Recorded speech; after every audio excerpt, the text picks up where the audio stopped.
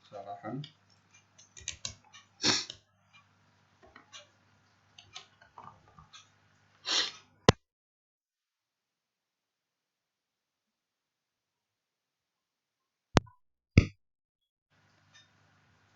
Oke, Assalamualaikum warahmatullahi wabarakatuh. Selamat pagi teman-teman sekalian.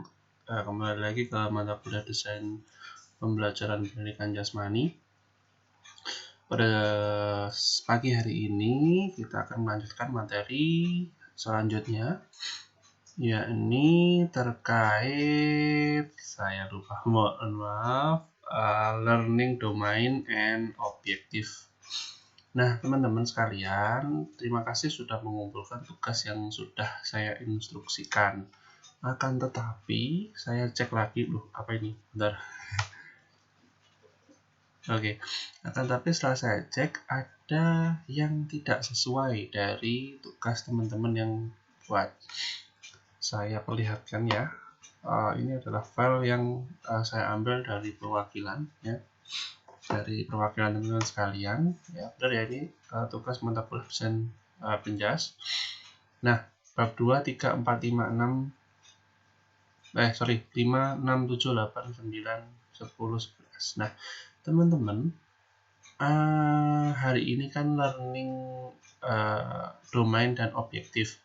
Nah, ini tidak saya temukan pada materi pembelajaran ini. Pada materi kelompok ini. Kita lihat di 5. Saya buka semuanya ya, teman-teman sekalian. Kita lihat di 5. Nah, 5 ini ada sedikit berikut menurut para ahli pendidikan. 1. Menurut Assalamualaikum warahmatullahi wabarakatuh. Di sini saya akan mempresentasikan tentang dasar-dasar pendidikan. Nah, dasar-dasar pendidikan. Padahal itu harusnya untuk pertemuan hari ini, yakni pada materi learning domain dan objektif di pendidikan jasmani, maksudnya seperti itu. Nah, tapi di sini masih membahas Assalamualaikum warahmatullahi wabarakatuh. Di sini saya akan mempresentasikan tentang dasar-dasar pendidikan. Ya, di sini saya akan mengenalkan kelompok saya yang dasar-dasar pendidikan ya teman-teman sekalian, yang kurang tepat ketika ditampilkan pada materi hari ini. Nah, selanjutnya ini juga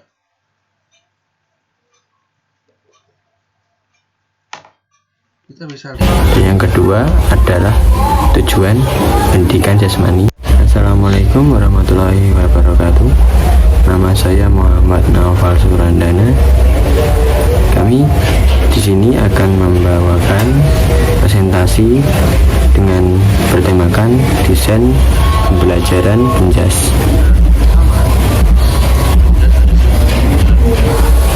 Kami mempunyai 3 anggota kelompok. Yang pertama ada Diki Ahmad Suendri dan pembangunan watak semua, jadi kurang tepat ketika mau ditampilkan pada materi hari ini. Nah, kemudian untuk yang ini mau menjelaskan materi tentang kemampuan anak. Yang kedua dari Henputra Winarto. Assalamualaikum warahmatullahi wabarakatuh. Kami dari kelompok 4 ingin mempresentasikan hasil kerja kelompok kami yang beranggotakan pertama saya Abdullah Permatasari MBM 1911090164. Yang kedua dari Henputra Winarto 180. Ini kami akan mempresentasikan atau menjelaskan materi tentang kemampuan analisa dan kemajuan isi, task analysis and content progression. Nah, tapi yang di atasnya ini, ini belum sesuai dengan pembahasan kita pada hari ini dan tidak ada pada pembahasan kita di desain pembelajaran, atau mungkin sudah saya bahas sebelumnya. Nah, saya belum ngecek ini, saya akan cek nanti. Yang kurang lebih dua ini belum sesuai dari tugasnya, belum sesuai dengan tugasnya. Oke, kalau begitu akan saya buat materi saya sendiri dalam mempresentasikan materi kita pada pagi hari ini. Nah, teman-teman, ini seharusnya kita membahas terkait learning domain dan objektif, maksudnya seperti itu. Nah, apa sih learning domain dan objektif? Kita akan bahas dalam materi hari ini. Ada yang menyebutkan bahwa learning domain dan objektif adalah perencanaan pembelajaran yang berdasarkan pada ranah tertentu agar mencapai tujuan dalam suatu pembelajaran. Kita saat ini ada pada ranah pembelajaran pendidikan jasmani. Kita akan memberikan pembelajaran atau memberikan materi sesuai dengan kita memberikan materi adalah materi seputar pendidikan jasmani atau materi-materi olahraga. Nah, materi yang akan kita sampaikan adalah sudah sesuai dari kesepakatan dari Persatuan Guru Pendidikan Jasmani pada daerah tersebut atau sesuai dengan tingkatan sekolahnya. Kemarin sudah saya sebutkan bahwa ketika memberikan materi, ketika memberikan pembelajaran pada siswa harus disesuaikan dengan usianya dan tingkatan kelasnya atau tingkatan sekolahnya. Nah, tidak hanya usia saja teman-teman, akan tetapi di situ meliputi juga materi yang akan diberikan, materi-materi yang akan dijadikan dasar dalam kepada siswa kita. Nah, yang saya amati, contoh yang saya amati adalah pada saat PLP atau pada PLP itu kayak PPL ya, teman-teman dulu sekolah SMP, SMA itu ada kakak mahasiswa yang di sekolahan. Nah, itu mereka sedang PPL, kalau zaman dulu, sekarang namanya adalah PLP atau praktek pengalaman lapangan. Nah, praktek ngajar di sekolah ini seperti itu. Nah, ini merupakan kesempatan yang berharga bagi teman-teman sekalian, karena apa? Ilmu yang teman-teman dapati di bangku kuliah ini kemudian diterapkan pada sekolah, di lingkungan sekolahnya atau di lingkungan sekolah sekitar. Nah, ini harus segera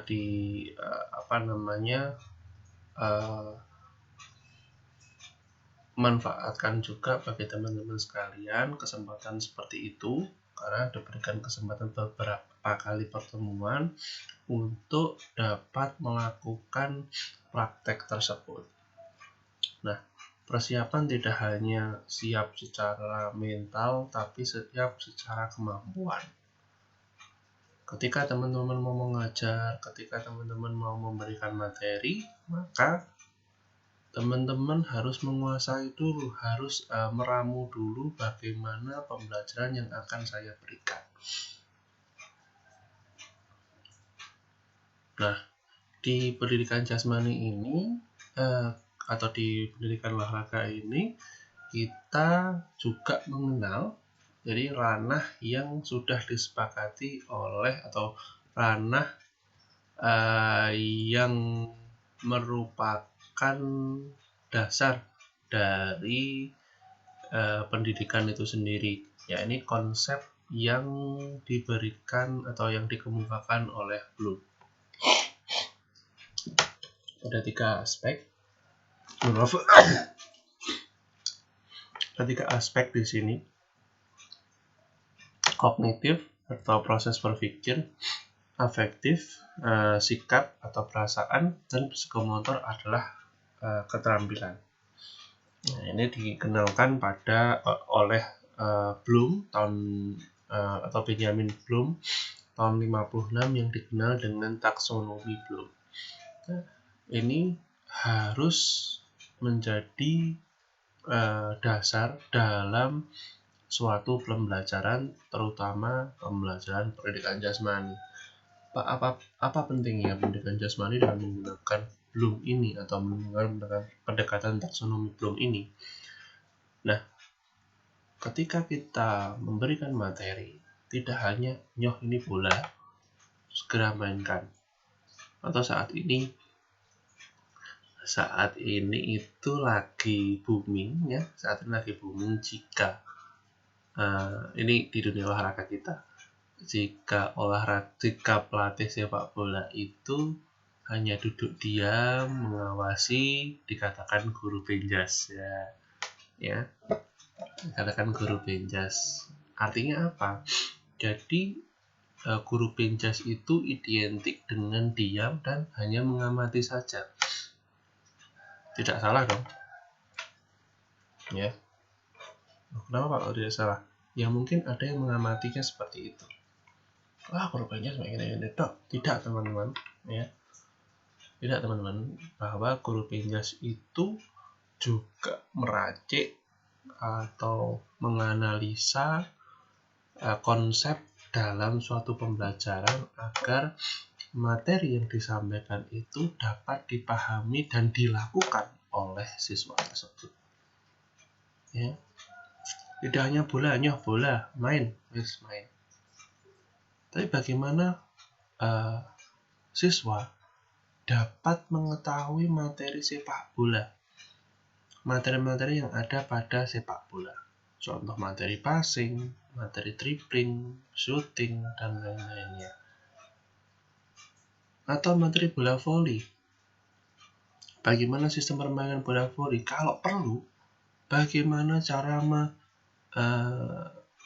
skor bola voli? Maksudnya di sini adalah cara melakukan skor sheet pada bola voli itu kalau perlu. Tapi pada bangku sekolah ini hanya seputar materi terkait permainan bola voli. Atau yang lagi ngetren atau yang biasa dilakukan benjas, banyak sekali yang melakukan materi pencak silat. Nah, ini Pak Kolis biasanya ya. Pak Kolis selaku dosen pendidikan jasmani, kelihatannya mata kuliahnya paling laris dilakukan sebagai contoh dalam materi yang akan teman-teman bawakan di praktek mengajar. Materinya adalah pencak silat. Ya, pencak silat adalah seperti ini. Kemudian pencak silat merupakan memiliki berapa teknik dasar. Tekniknya apa saja, kemudian caranya seperti apa. Mohon maaf, baterai saya habis. Saya akan cas dulu.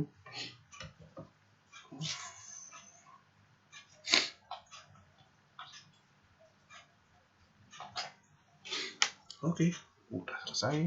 Oke, lanjut. Tidak hanya pakaian untuk bertanding pencak silat, silahkan bertanding. Nah, tapi tanpa didasari materi. Apa materinya? Apa pembelajaran yang dapat kita lakukan? Nah, ini ada pada kognitif, afektif, psikomotor. Bagaimana di dalam suatu materi itu disisipkan 3 ranah ini, 3 ranah atau 3 konsep taksonomi Bloom ini. Next, kalau tadi taksonomi Bloom itu ada afektif yang berarti adalah proses berpikir, kognitif proses berpikir, afektif sikap atau perasaan, dan psikomotorik adalah keterampilan. Ada juga yang menyebutkannya aspek cipta, aspek rasa, dan aspek karsa. Dan ada juga yang menyebutkan penalaran, penghayatan, dan pengamalan. Maksudnya di sini adalah nama lain atau istilah lain yang dimaksud adalah taksonomi Bloom dari kognitif, afektif, dan psikomotor.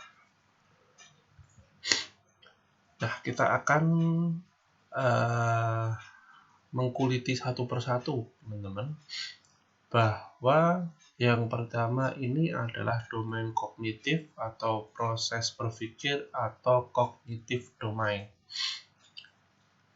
Nah, berisi perilaku-perilaku yang menekankan aspek intelektual seperti pengetahuan, pengertian, dan keterampilan berpikir. Nah, domain kognitif ini meliputi ada knowledge, pengetahuan, comprehension, perbandingan, nanti akan saya jelaskan satu persatu, application, analyze, sintesi, dan evaluasi. Nah, nanti akan saya bahas satu persatu. Yang pertama adalah knowledge atau pengetahuan.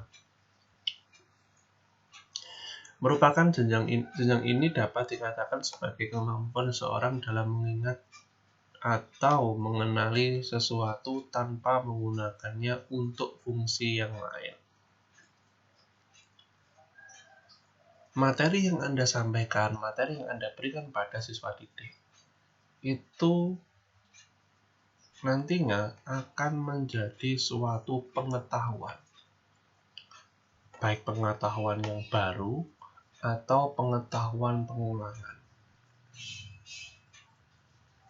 Maksudnya seperti apa, Pak? Ketika teman-teman di SD, mungkin teman-teman memberikan materi yang umum. Ini adalah sepak bola. Nah, tapi apakah anak didik Anda baru memainkan sepak bola? Padahal di tempat bermainnya atau mungkin di rumah atau mungkin di areanya itu sering melakukan sepak bola. Atau bisa juga teman-teman ketika SMP ya diajarkan sepak bola lagi. Materinya sama, tentang passing, tentang shooting. Kemudian ada yang baru lagi nih, dribbling. Nah, ini merupakan suatu pengetahuan. Ternyata ketika memberikan pembelajaran, ketika guru memberikan pembelajaran, materinya apa? Sepak bola. Yang mungkin merupakan bukan asing lagi, tidak asing lagi. Materinya apa?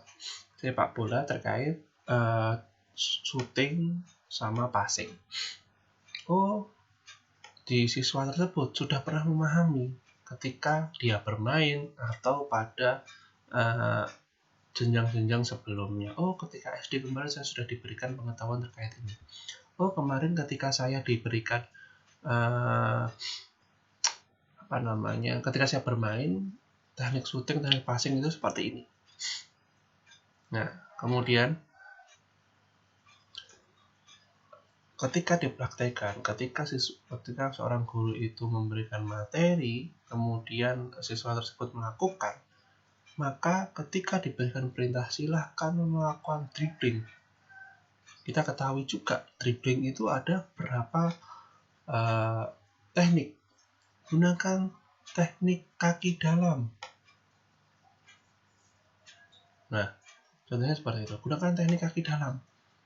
Loh, kaki dalam itu seperti apa? Mungkin ada yang seperti itu. Tahu, dribbling itu seperti ini. Tapi bagaimana menggunakan kaki dalam?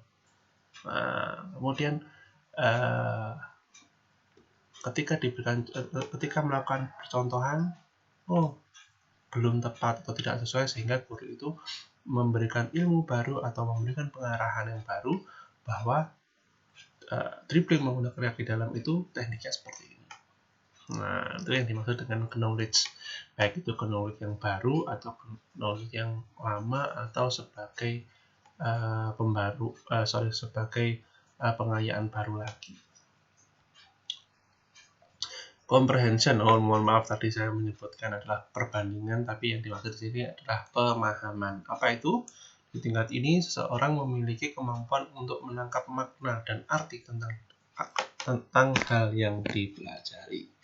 Memberikan materi tersebut harus jelas, harus dapat dipahami siswa sekalian. Materi dribbling bola basket harus jelas bagaimana penyampaiannya. Yang akan saya sampaikan di sini teknik-teknik dribbling pada bola basket. Jangan sampai ketika diberi pengarahan, diberikan materi, teknik dribbling menjadi salah atau tidak tepat. Ya, ketika memberikan materi itu harus jelas. Tujuannya apa? Agar mudah dipahami dan ditangkap untuk penguasaan atau untuk keterampilan siswa tersebut. Next, application atau penerapan. Jadi kemampuan untuk menerapkan suatu kaidah atau metode untuk menghadapi suatu kasus atau problem yang konkret atau nyata dan baru.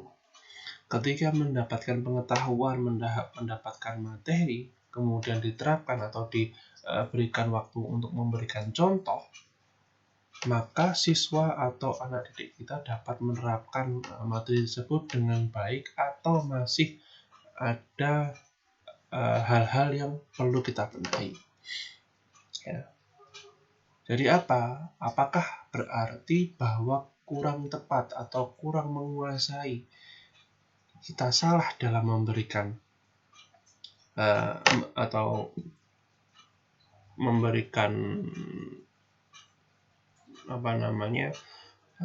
pembelajaran, apakah kita salah dalam penyampaiannya? Ketika kurang tepat tersebut, mungkin ada perbedaan konsep dalam pemahaman, konsep pemahaman atau pemikiran yang dilakukan oleh siswa tersebut. Siswa mungkin yang dimaksud gurunya itu masih belum paham. Maka dengan adanya contoh ini atau dengan melakukan praktek atau melakukan penerapan, kita dapat menganalisa, kita dapat melakukan pembenaran di situ atau melakukan penyempurnaan gerak di situ. Next, ada analyze atau analisis. Nah, kemampuan memecahkan informasi yang kompleks menjadi bagian-bagian kecil, mengaitkan informasi dengan informasi lain.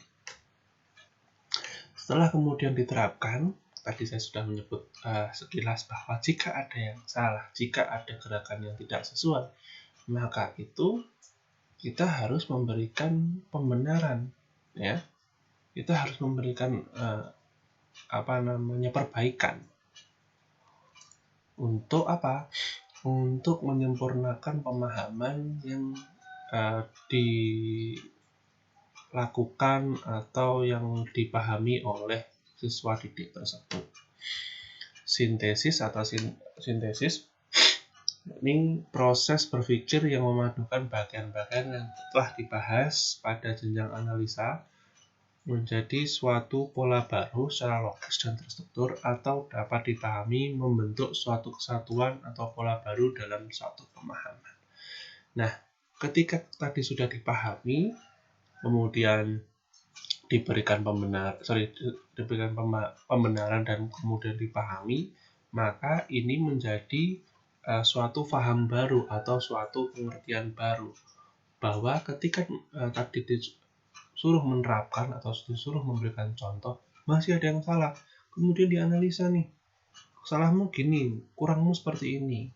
Nah, kemudian di sintesis ini yang baru atau mungkin yang diberikan contoh satu ya, mungkin siswa yang lain berpikir seperti itu. Oh, ternyata yang disampaikan Pak Guru itu atau tentor kita itu seperti ini loh. Kurang tepat pemahaman kita selama ini berarti. Jadi yang benar itu tekniknya adalah seperti ini. Next, evaluasi atau evaluation merupakan kemampuan untuk memberikan penilaian terhadap suatu materi pembelajaran, argumen yang berkenaan dengan sesuatu yang diketahui, dipahami, dilakukan, dianalisa, dan dihasilkan. Nah, ketika sudah diperbaiki, maka siswa atau peserta didik memberikan contoh lagi atau menunjukkan bukti keterampilannya lagi dari hasil analisa tadi, dari hasil analisis, sintesis, atau pemahaman baru yang diberikan oleh pendidik tadi. Jika masih ada yang salah, ya diperbaiki lagi, kita kembali pada analyze, kemudian sintesis, dan evaluasi.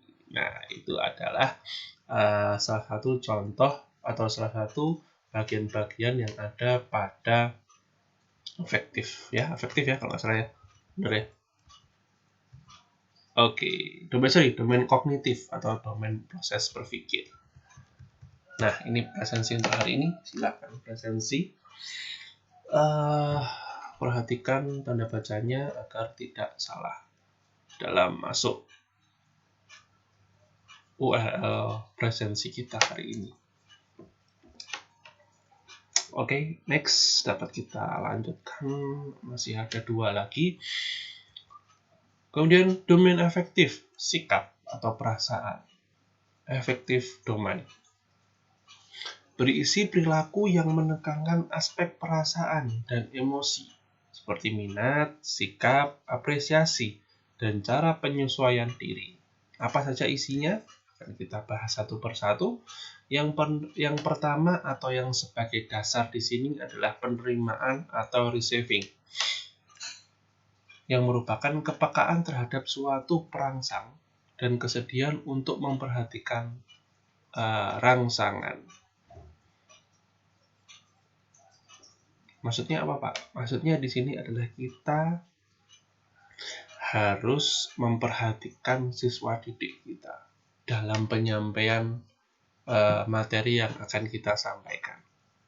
Saya selaku pendidik di sini atau mungkin dosen teman-teman sekalian, saya sangat menyadari bahwa beberapa kalimat atau mungkin penjelasan yang dari saya mungkin belibet atau mungkin sulit dipahami. Maka saya ketika memberikan pengajaran, ketika memberikan pengajaran, memberikan materi, saya mungkin akan langsung melakukan evaluasi atau melakukan pembenaran. Maksudnya seperti ini. Ya, agar apa? Agar teman-teman dapat memahami apa yang saya sampaikan. Mungkin bahasa saya sulit dipahami itu bukan berarti teman-teman penjelasan saya salah. Akan tetapi bagaimana saya dalam menyampaikan. Mungkin bahasa yang saya sampaikan itu terlalu tidak terfokus atau mungkin terlalu kurang dipahami bagi teman-teman sekalian. Maka saya melakukan evaluasi atau saya melakukan pembenaran di sini. Oke, bahasa apa nih yang sesuai, yang kiranya teman-teman dapat paham semua. Nah, pendidik juga seperti itu, harus memahami dulu. Oh, siswa saya seperti ini. Oh, ternyata ada yang kurang paham maksud saya. Oh, maksud saya adalah seperti ini loh kawan-kawan atau anak-anak. Jadi seperti itu. Next, partisipasi atau responding merupakan tingkat yang mencakup kerelaan dan kesediaan untuk memperhatikan secara aktif dan berpartisipasi dalam suatu kegiatan. Ketika kita memberikan materi,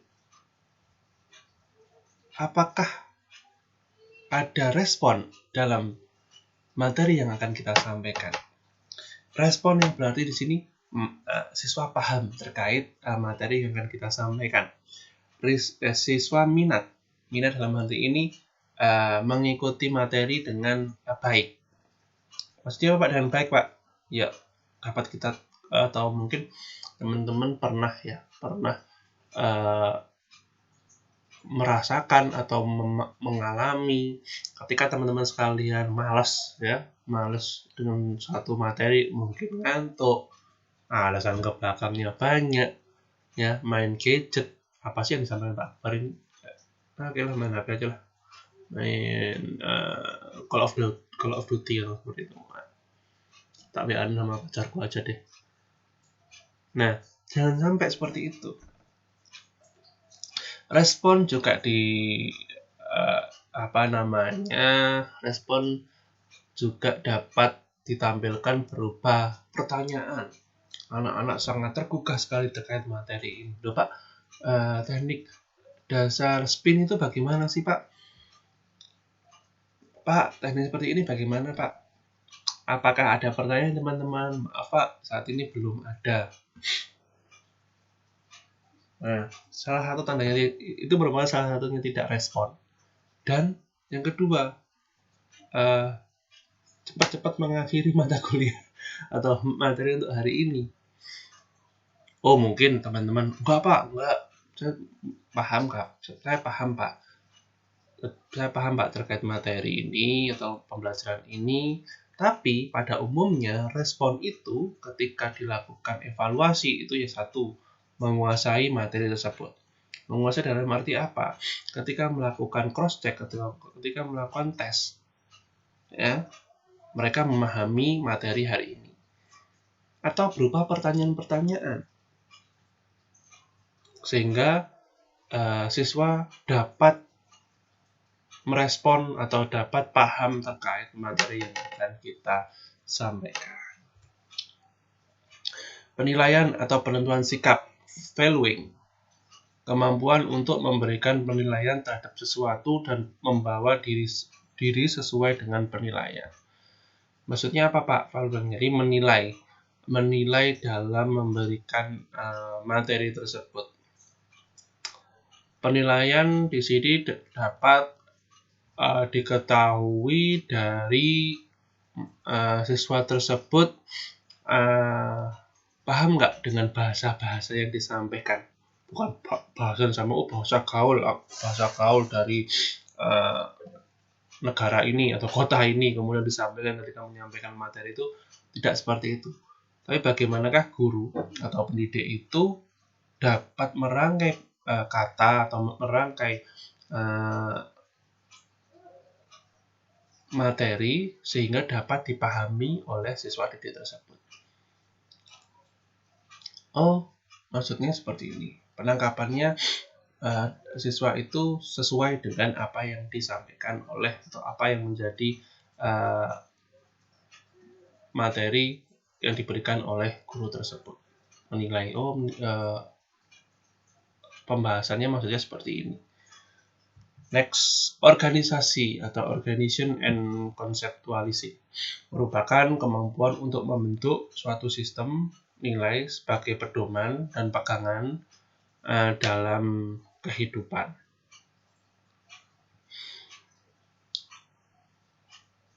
Nah, dalam pembelajaran itu harus memiliki penilaian dalam melakukan materi tersebut. Maksudnya seperti apa Pak? Kita harus bisa mengetahui materi yang sesuai atau yang dapat diberikan pada peserta didik kita. Adanya pegangan, apa yang akan kita sampaikan itu harus memiliki dasar terlebih dahulu. Oh, ternyata saya akan menyampaikan di hadapan puluhan ribu puluhan orang siswa SMA. Bagaimana materi yang akan kita sampaikan? Nah, kita harus organizer seperti itu. Kita harus menyampaikannya harus berdasarkan konseptual. Oh, ternyata yang akan saya sampaikan di sini ada di depan siswa SMP. Karakteristiknya seperti apa? Oh, seperti ini. Nah, kita akan langsung membuat materi yang sesuai dengan siswa didik kita. Pembentukan pola hidup, characterization by value or value concept merupakan kemampuan untuk menghayati nilai kehidupan sehingga menjadi milik pribadi, internalisasi menjadi pegangan nyata dan jelas dalam mengatur kehidupannya sendiri. Nah, pembelajaran yang kita sampaikan atau materi yang akan kita sampaikan nantinya merupakan menjadi pedoman bagi siswa tersebut. Oh, ajarannya jadi tidak berupa materi saja. Oh, kemarin tuh pembelajaran basket itu adalah seperti ini, ya. Tapi bagaimana pembelajaran itu tidak hanya seputar materi saja, loh. Maksudnya seperti apa, Pak? Maksudnya adalah, oh, ketika pembelajaran kemarin itu pertama didahului dengan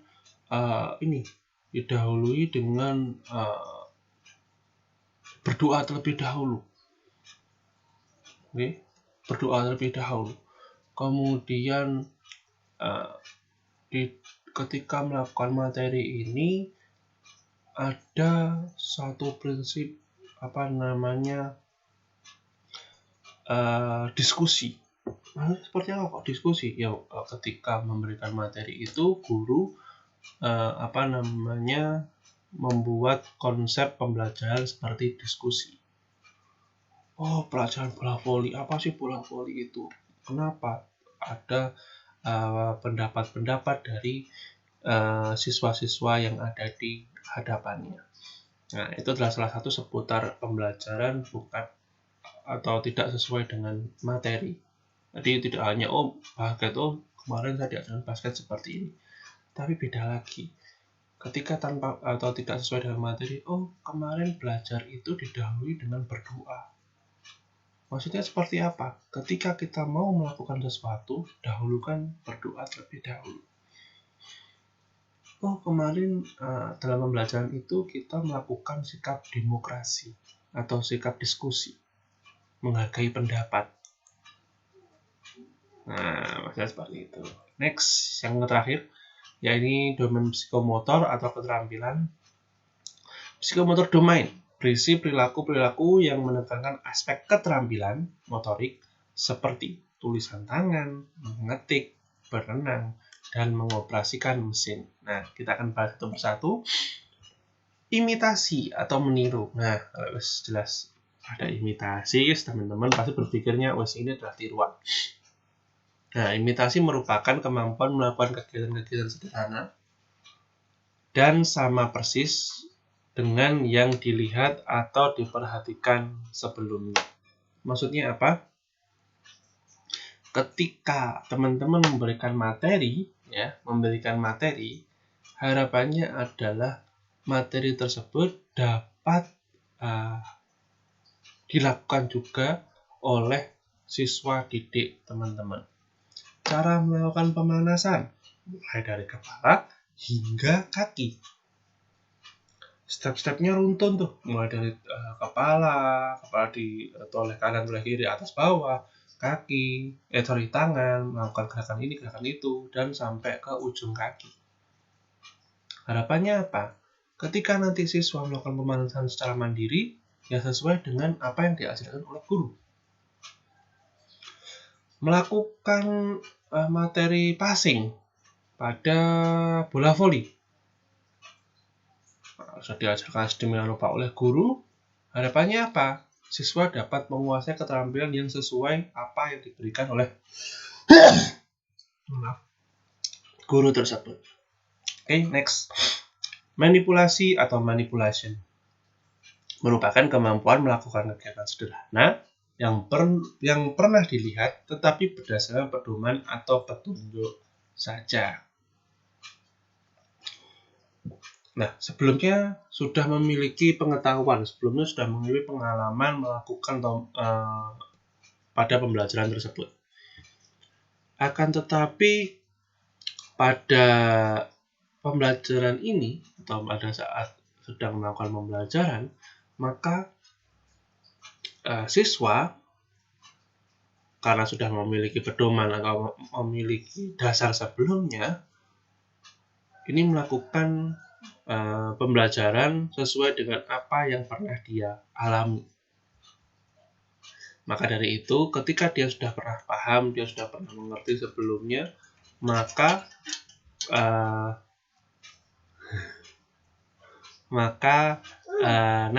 ketika memberikan materi atau memberikan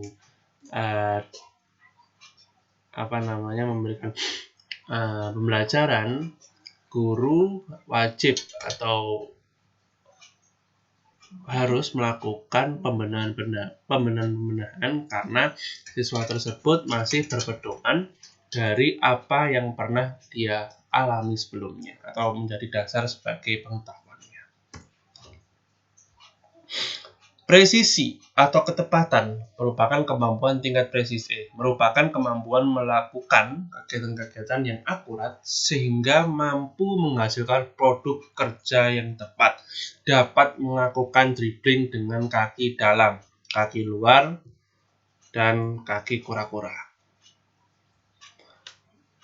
Disuruh mencontohkan atau disuruh uji kemampuan dapat melakukan hal tersebut walau dengan beberapa yang belum sempurna atau kurang tepat. Articulation atau artikulasi. Kemampuan pada tingkat artikulasi adalah kemampuan melakukan kegiatan yang kompleks dan tepat sehingga hasil kerjanya merupakan sesuatu yang utuh. Jika pada presisi tadi atau ketepatan tadi masih berupa berbagian-bagian, ya, bagaimana berlari tanpa menggunakan bola, kemudian menggunakan bola, kemudian di artikulasi ini setelah melakukan pembenahan atau sudah melakukan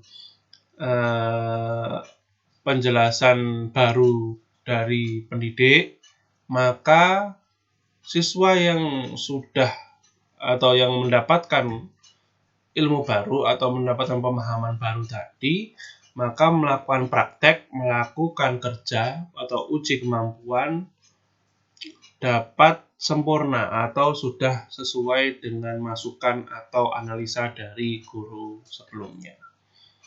Yang terakhir, naturalisasi atau pengalamiahan, maksudnya bukan humanisasi ya. Ini adalah salah satu proses di psikomotor, yakni pengalamiahan. Ya, ini kemampuan pada tingkat naturalisasi adalah kemampuan melakukan kegiatan secara refleks. Ya, ini kegiatan yang melibatkan fisik saja sehingga efektivitas kerja tinggi. Maksudnya seperti apa? Ketika materi yang diberikan adalah materi bola voli, sepak bola, dan lain-lainnya, materinya seputar teknik dasar, ketika ditunjuk oleh guru pada siswa menunjukkan teknik sesuatu, contoh katakan seperti ini. Pada hari itu materinya adalah bola voli.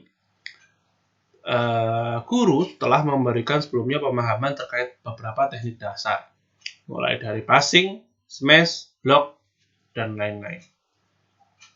Nah, kemudian guru menyuruh atau guru memberikan instruksi, silakan uji kemampuan pada smash, kemudian pada blocking, dan lain-lainnya.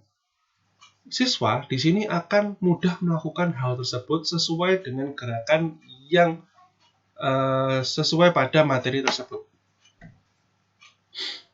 Jadi sebelumnya sudah diberikan nih, ini loh teknik dasar ini, A, dasar B, teknik dasar C. Selanjutnya coba kamu contohkan teknik dasar B. Coba kamu contoh teknik dasar C. Nah, dapat melakukan aktivitas tersebut atau gerakan tersebut sesuai dengan yang disampaikan pada materi tersebut. Nah, cukup selesai untuk materi hari ini. Terima kasih atas partisipasinya teman-teman.